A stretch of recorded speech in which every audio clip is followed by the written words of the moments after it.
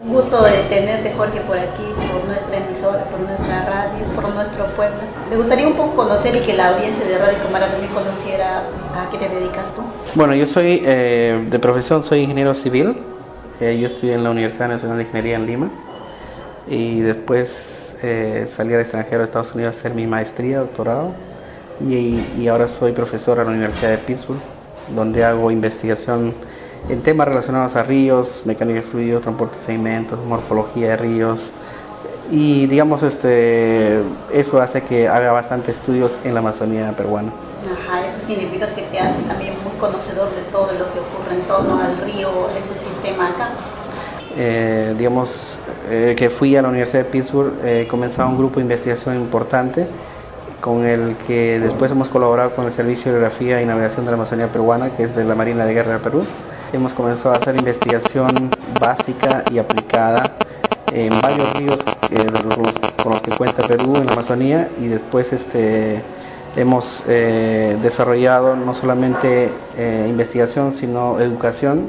Por ejemplo, hemos desarrollado cursos para estudiantes, como el curso que estamos desarrollando ahora, que nos vamos a Alzamiria, y hemos desarrollado también tesis a nivel de grado en las universidades locales como la UNAP, que ya tenemos 2 tesis sustentadas. ¿Qué concepto tú le darías al río? El río, yo creo que es, si nosotros vemos una imagen satelital de lo que es el bosque amazónico, el río realmente es el responsable de mucha dinámica en ese bosque, hasta lo que es el océano Atlántico, en este caso del Amazonas. El río es responsable de transportar los sedimentos desde las cuencas altas, en la selva, digamos en la cordillera de los Andes, hasta el Atlántico, donde deposita sus sedimentos, y eso ayuda a construir el continente sudamericano.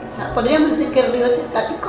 No, el río instantáneamente es estático, pero el río realmente es dinámico, tiene vida de alguna forma, tiene un comportamiento dado de acuerdo al caudal que conlleva, al caudal líquido de agua, al caudal sólido, que son los sedimentos, y también de acuerdo a la geomorfología del cauce, a la geología, a la vegetación, y también a factores, por ejemplo, como si se hacen obras de manejo, también eso podría cambiar la dinámica natural del río. O sea, el río realmente es la respuesta de muchos procesos físicos. Por lo que digo, tiene vida, y dentro de esos procesos físicos es que nosotros estamos tratando de investigarlos. ¿Cuáles y en qué magnitud influye uno versus que otro? Por ejemplo, el Ucayali tiene una dinámica muy diferente de lo que es el Marañón. Incluso aún cuando están cerca a la boca, a la confluencia donde forma el río Amazonas, cerca acá. Entonces ahí cerca en esta zona los 2 ríos se mueven y se comportan de manera diferente. Así no se podría mirar a los ríos de la misma forma. Exactamente, no solamente estamos hablando del Ucayali y Marañón, que son ríos de gran envergadura, o sea, unos más grandes de nuestro país. En configuración, en plantas son diferentes, en tasas de migración son diferentes, en transporte de sedimentos y de agua son diferentes, y en general en su dinámica son totalmente diferentes a esa escala. Y si hablamos de los ríos más pequeños que tenemos, que son tributarios a estos ríos grandes, también su dinámica es muy diferente. Entonces es ahí que nuestra Amazonía nos presenta, digamos, algo interesante en cuestión a ciencia, porque nos presenta tanta diversidad que yo creo que recién estamos comenzando a entender nuestros ríos. ¿Por qué son importantes los sedimentos dentro del río? Si no hubieran sedimentos, la morfología del río sería diferente. Por ejemplo, los sedimentos que vienen de los Andes y que transcurren a lo largo del río, ustedes, por ejemplo, algo fácil de decir es, cuando hay épocas de vaciante, la gente se va a las playas, ¿cierto? A las playas, que son las zonas de deposición de los ríos. Entonces, dado una curvatura de los ríos, como por ejemplo los meandros o los cauces como el Marañón, que tienen con brazos, todos esos tienen... Los meandros son las vueltas. Las curvas, las vueltas, exacto. Dentro de la curva, dado esa configuración en planta, el sedimento se deposita en la margen interna, y en la margen externa es más profundo. Quiere decir que el meandro va a migrar hacia ese lado. Entonces, si no hubieran sedimentos, esa distribución, digamos, en la morfología del fondo, o las velocidades que alcanza el agua, serían muy diferentes. las tasas de migración y la morfología en planta, o sea, cómo se vería el río en planta, sería muy diferente. Los meandros, digamos que hacen, lo que hacen los sedimentos es lo más profundo, es la formación de las rocas. No solamente, no. Los sedimentos es como que el río tiene dos componentes importantes, agua y sedimentos. O sea, sedimentos yo diría que es el 50% del comportamiento de un río. Obviamente hay ríos con menor cantidad de sedimentos, como por ejemplo ríos de agua negra, pero no quiere decir que no haya sedimentos, sino que solamente los sedimentos se comportan de diferente manera. Son sedimentos en el fondo, en el lecho del río, más no sedimentos suspendidos. En el caso del Ucayali, Marañón, Amazonas, tenemos sedimentos de fondo y suspendidos, por eso que son de agua blanca, ¿no? Y cada uno cumple un rol. Claro que sí. Los ríos, naturalmente, y al inicio me preguntabas, digamos, ¿qué es un río? El río es en realidad el responsable de enriquecer las tierras. Por ejemplo, todos los minerales, los nutrientes, los sedimentos que vienen desde las cuencas altas, cuando hay inundaciones, inunda toda la planicie, digamos, que tenemos a la izquierda y derecha del río, eso hace que nuestras tierras sean más fértiles. Por la zona se trabaja la agricultura. Claro que sí. La zona del Bajo. Claro, no solamente agricultura, sino para las especies, etcétera. Hay una fauna y flora que se desarrolla de acuerdo a esa inundación. O sea, la inundación es buena, es naturaleza que te está diciendo cada cierto tiempo te tengo que reforzar los nutrientes de las tierras. Los depósitos, se va construyendo más depósitos, entonces tú vas mejorando la tierra. La naturaleza es más sabia y nos ha enseñado que eso es positivo. E incluso el Ucayali, el Marañón, el Momón, el Nanay, todos son diferentes y todos tienen diferente función. ¿Tú has escuchado sobre los proyectos que se pretenden hacer por aquí, por la zona del Marañón, del Ucayali? Sí, las presas, aguas arriba. Las presas y también las hidrovías. Los dragados. Sí. Bueno, en el caso de presas me parece que es, como ustedes deben entender, es la retención de los sedimentos el problema. Yo creo que retención de agua o el manejo de agua, si se hace algo adecuado, no debería influir de tanta escala, pero el manejo de los sedimentos es lo que me preocupa. ¿Por qué? Porque cuando uno pone un barraje o una presa, lo que se hace es disminuir las velocidades del agua. Cuando el agua no tiene la misma capacidad de transportar, lo que hace el sedimento es depositarse. Entonces, esas presas podrían retener este sedimento. Y al inicio de la conversación le decía, ¿de dónde llegan los sedimentos que están en el Atlántico? Desde nuestros Andes. Y las presas están ubicadas aguas arriba, en el Marañón, en el Alto Marañón, donde se producen los sedimentos. Es posible, si digamos no se hace si los estudios no comprenden un manejo adecuado de los sedimentos, es posible que los sedimentos se retengan en esa zona, y el Bajo Amazonas, o digamos Perú, Brasil, el río necesita transportar cierta cantidad de sedimentos. Si el río no tiene esa cantidad de sedimentos por retención de presas, lo que el río va a hacer es cambiar su dinámica, va a erosionar en otras zonas donde no debería erosionar. O se va a adecuar. Por ejemplo, el Amazonas es un río que tiene brazos, islas, ¿cierto?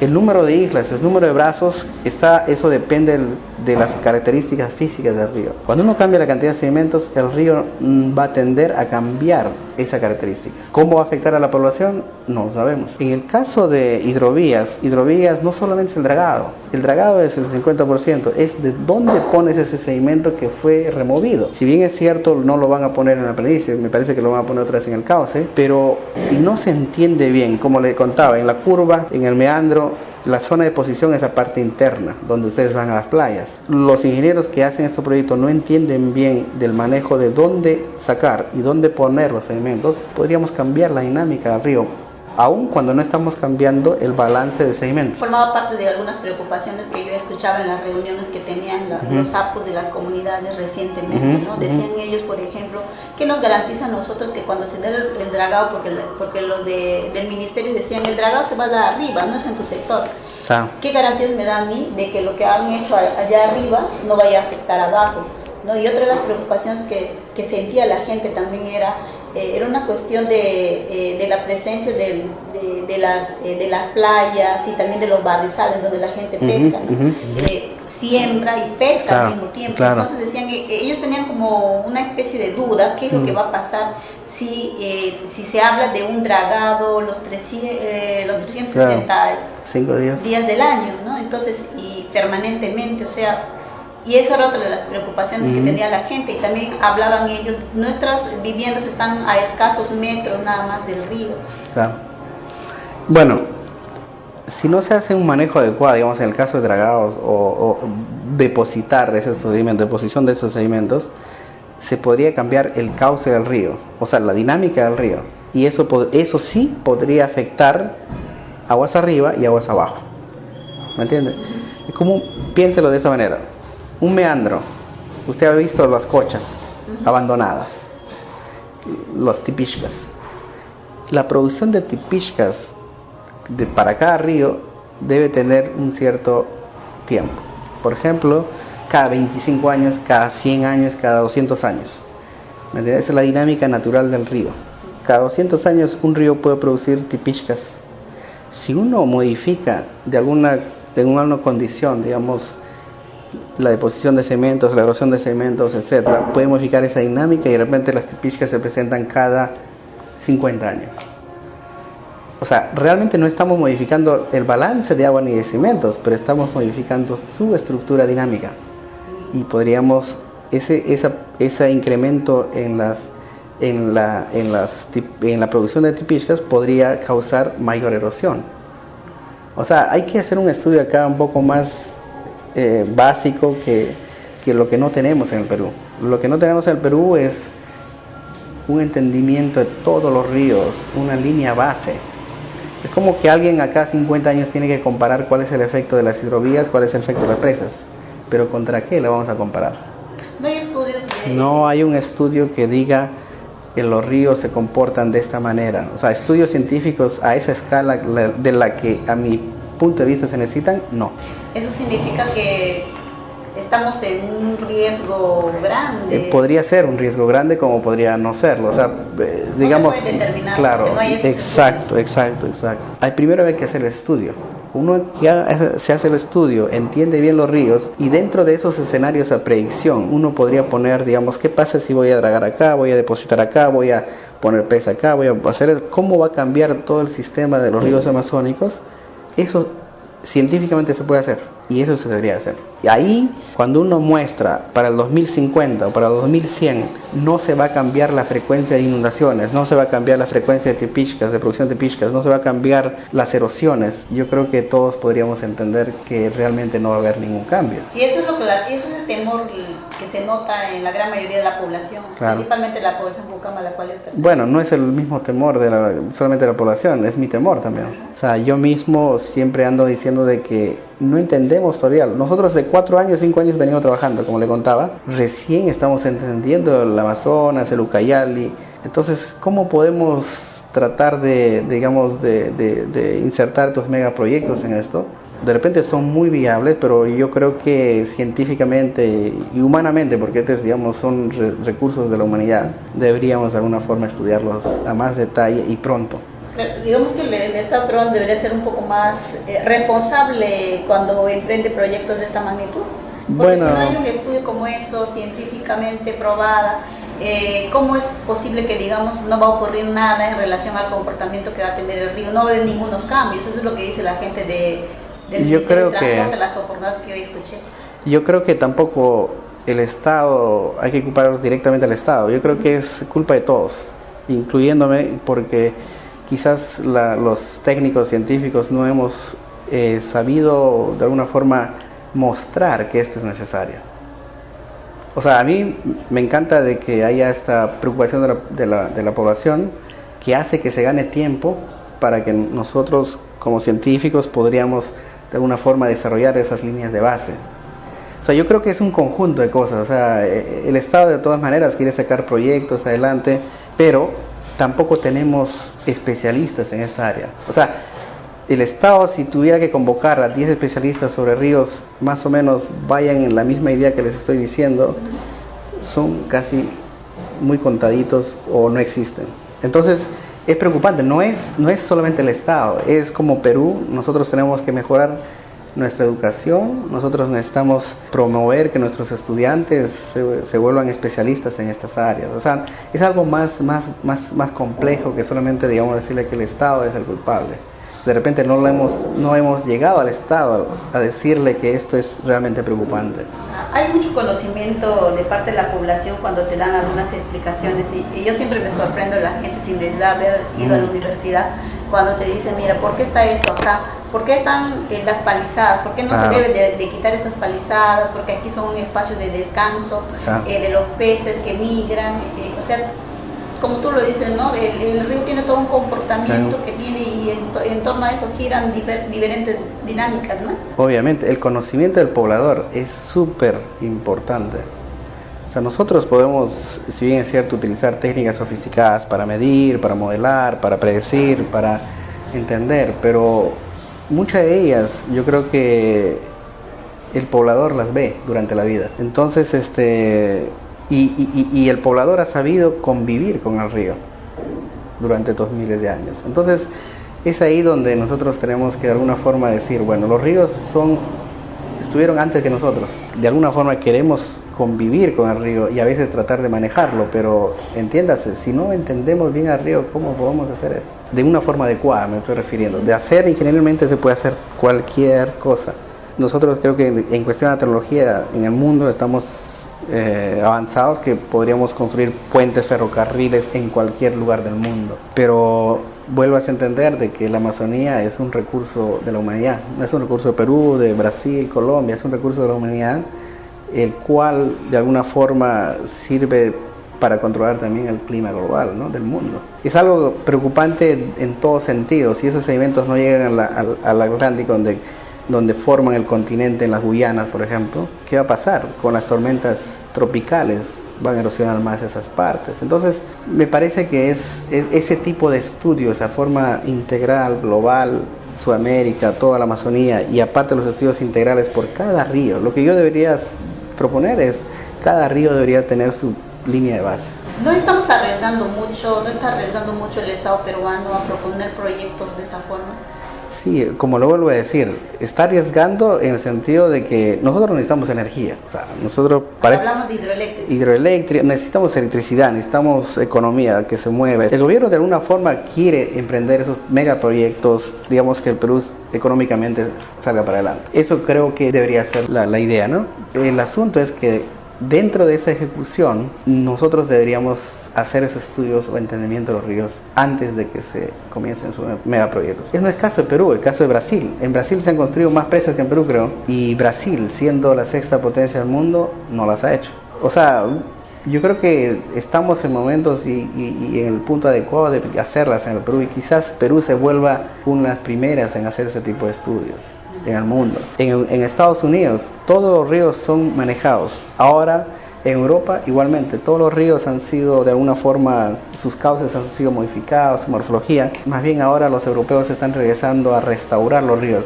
¿Qué quiere decir? Donde habían espigones, protecciones de las márgenes para evitar la erosión, ellos están removiendo, están haciendo investigación para remover esa protección, porque se han dado cuenta que el tener un río dinámico es mucho más digamos, valioso para ecología, para biodiversidad. Como le digo, acá nosotros estamos en una zona alta de biodiversidad de todo, y estos son ríos súper importantes, y encima que no se han tenido experiencias a esta escala. O sea, todas las escalas que se han hecho son ríos de 100 metros en Europa, 200 metros en Estados Unidos. Aquí estamos hablando de kilómetros de río, de ancho, y con alta cantidad de sedimentos, alta cantidad de agua, vegetación importante, peces. Es algo que no se ha hecho en el mundo.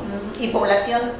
Población, obviamente. Población que vive a las riberas, que usa el río de alguna forma de transporte, que usa para pesca, que usa para... Y tú te habrás dado cuenta que en esta parte del Marañón, la gran mayoría basa su economía en lo que es este comportamiento que tiene el río, ¿no? Cuando baja, el río, llega el invierno, lo que llamamos nosotros acá, están las playas, están los barrizales para sembrar, ¿no? Claro. No solamente la población, los peces. También. Cuando hay inundaciones, los peces pueden entrar por frutos hacia la playa de inundación. Y engordar. Obviamente. O sea, no solamente es la naturaleza que se ha adecuado a esa estabilidad. Obviamente, si nosotros tenemos que desarrollar proyectos, es como si tenemos la ciudad de Nauta. La ciudad de Nauta es es artificial, lo estamos desarrollando nosotros. Si no tenemos un plan adecuado de desarrollo, también vamos a causar daños. Es igualito, entonces hay que estudiar de alguna forma los ríos, entenderlos y decir, bueno, ¿qué pasa si ahora pongo hidrovías? ¿Qué pasa si pongo presas? ¿Cuáles serían los efectos? Y tratar de minimizarlos. Para mí el caso más, creo, preocupante es el caso de presas. ¿De represas? Sí, de represas. ¿Por qué te preocupa ¿Por más qué? eso? ¿Por qué? Porque ahí se está jugando con el balance de sedimento. Hidrovías no se juega mucho con el balance de sedimento, pero juega con la zona de erosión, de posición, ¿no? Hay que mostrarlo. O sea, yo, digamos, puedo tener una opinión, pero de repente hay que demostrarlo técnicamente. Lo que va a ocurrir. Claro que sí. Quiero agradecerte, Jorge, por permitirnos en todo caso conocer un poco. Para nosotros es muy importante. Muchas gracias por la invitación.